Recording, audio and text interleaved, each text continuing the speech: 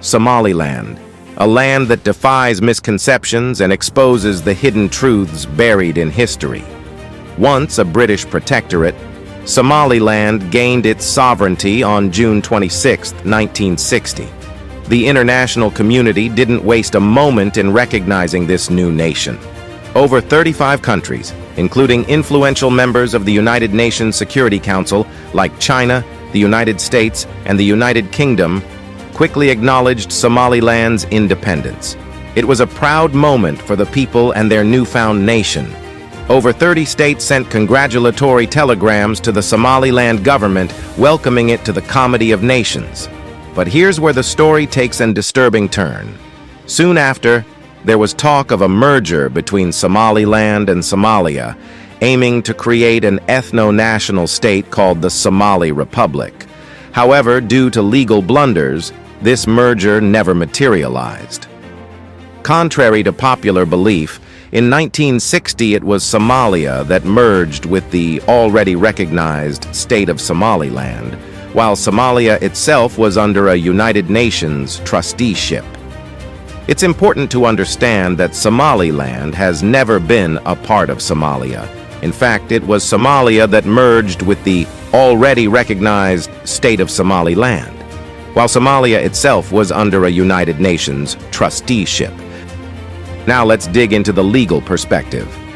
Somaliland's initial parliament approved a draft act of union, envisioning the creation of the Somali Republic by bringing together Somaliland and Somalia to create this third country. However, Somalia's parliament didn't ratify the act passed by Somaliland. Instead, they drafted their own version in Italian, which got rejected by Somalilanders in 1961 by majority. Neither act received mutual ratification, rendering the union legally invalid, and that union has been referred to as being an illegal union, which was never ratified. To conclude, both unratified act of unions by Somaliland and Somalia. So, in essence, the Somali Republic never truly existed as a legitimate and fully functioning state, yet Somalia attempted to assert itself as the legal successor of the state of Somaliland. This claim, however, is flawed and misleading. In fact, the former president of Somalia, Adan Ade, even registered the UN seat as the Somali Republic, which originated from the state of Somaliland independence. This act can be seen as a fraud perpetrated against the state of Somaliland. To this day, Somalia continues to use the credentials of Somaliland from June 26 for the UN seat, and falsely presents itself as the Republic of Somaliland. Somalia, initially designated as a UN trusteeship set to gain independence in December 1960, but quickly and without consent acquired Somaliland's documents and secured a UN seat on July 1st. This act can be seen as a fraud perpetrated against the state of Somaliland. Then, the situation quickly went from union to occupation. For over 60 years, Somalia has occupied Somaliland, a situation that persists to this day, from 1961 to 1990, and here's why. Only Somaliland was regarded as a state, and the independent one in 1960. Till today, Somalia is unable to bring a single shred of evidence showing a union between Somaliland and Somalia that met all the requirements of international law to make it valid and binding, not a single one. The idea of Somaliland being a secessionist is merely a narrative of Somalia and not a legal reality. In 2005, the African Union Fact-Finding Mission concluded there no union or ratification. The Fact-Finding Mission in 2005, which has summarized its findings as Somaliland's search for recognition is historically unique and self-justified in African political history. But it's time to uncover the truth. The international community will eventually deal with this. Somalia can't occupy Somaliland for any longer. Somalia's clinging to this bogus unity is driven by the fact that they lack solidifying documents to support their own situation. It is unfair that Somaliland's documents are being used by Somalia at the UN, while Somalia itself lacks the proper credentials. But there's more to the story. Somalia, unlike Somaliland, faces a significant challenge when it comes to internationally demarcated or defined borders. When Somalia became a state, it inherited a boundary problem left behind by Italy.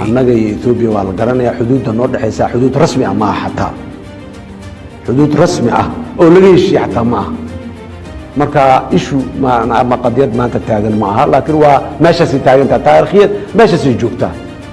Adding to the complexity, Somalia lacks a definitive piece of paper to indicate its sovereignty guarantee. In contrast, Somaliland possesses well-documented credentials and independence documents.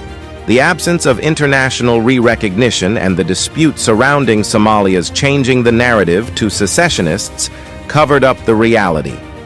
Meanwhile, Somaliland stands firm with its legally recognized status and documented independence. Somaliland, despite its rightful claim to sovereignty and its efforts to seek recognition, faces resistance from Somalia. Somalia knows that if the case were to be taken to the international court, they would likely lose, further complicating their position. It just complains and complains instead of taking things to the international court like any other country who is seeking justice.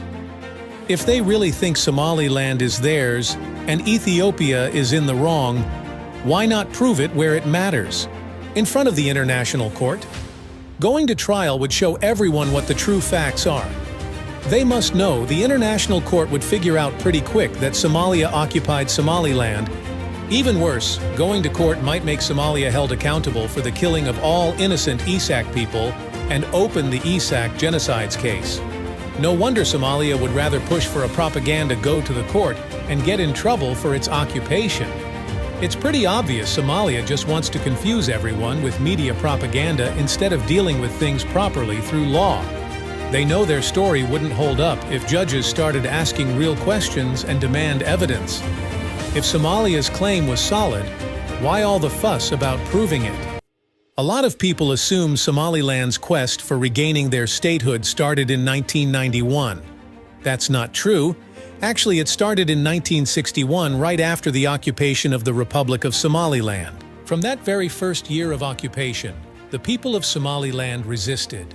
Just 1 year after Somalia's illegal union, Somaliland held a referendum where the majority voted against union with Somalia. Their choice failed to be respected.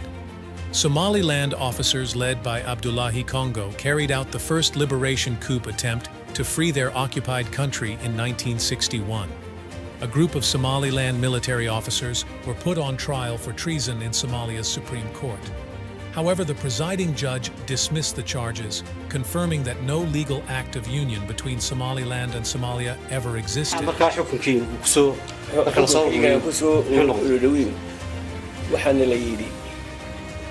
nimankan wax dambi oo ku cabdi oo la cadeyn kara ma jiro nimankan horta ay u dhaarteen asalkooda militarigan insigeeyay dawladana sheegaysaa ay u dhaarteen annaga dawladdu ma dhaaran marka annaga waxa Soomaaliya dawladda Soomaaliyeed ee imkan xukumaysa shaqaba kuma lahayn wadankuna si wanaagsan isma raacin jurisdiction kii xuduudkii Soomaaliland waa laga baxay waxa la yiraahdo procedure waxa la wixii legality oo dhanbu ya markii hadii Hargeysa lagu xukumo على الأقل وحنا رجو قال لأن من military جود كوكعي أما ده اللي ما يلبوا أنا قبصنا وحنا نلو دوني لا يقول حلو هايستا لو هي تو حلو دين لنا هي ويجي تبع marka halka waxa ka soo bixi karta in xitaa aanu jirin wax in sharciyo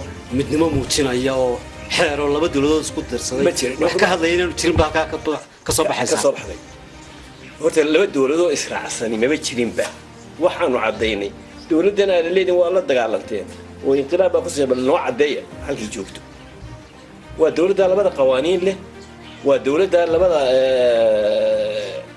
gees kale leh wax isku xilaabo ma jiraan ba wax qaanuuno meesha ka jira ma jiraan heejijo waa isku qaadi kara tujiyo kiina waa naga soo saaray looyerinta international loo keenay wixii baa waxaa caddaatay inaan case-na lagu helayay no case to answer bay yidhahdeen case nimanka lagu heli karaya ma jiro ma isla markii maxkamaddu toos bay idin sii daysay miyaa maxkamaddu toos bay inoo sii waanu kala yar dambaynaynu isla maalintii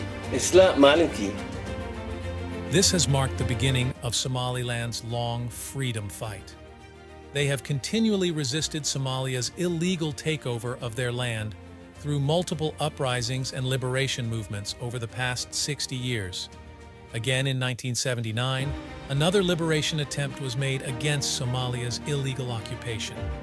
On March 13, 1979, leading Somaliland officers Raubul Mariano and Ahmed Ismail Dugs carried out an uprising aimed at reclaiming Somaliland's independence. In response, they were accused and imprisoned by the Somalia government on charges of treason for trying to end Somalia's occupation and free their homeland. Despite the risks, these officers and many others continued resisting through rebellion and underground movements, determined to eventually throw off Somalia's illegitimate rule and restore Somaliland's stolen sovereignty. Then in 1988, when Somaliland declared fighting against occupation of Somalia, Somalia's response was the genocidal massacre of the Isaaq clan, known as the Isaaq Genocide, that left Somaliland completely destroyed. It was only in 1991 Somaliland was finally able to regain its sovereignty from Somalia's occupation. However, the struggle continues today as Somalia continues pushing the narrative by falsely claiming Somaliland is seceding, when in reality it was Somalia that first annexed and occupied the Republic of Somaliland against the will of its people.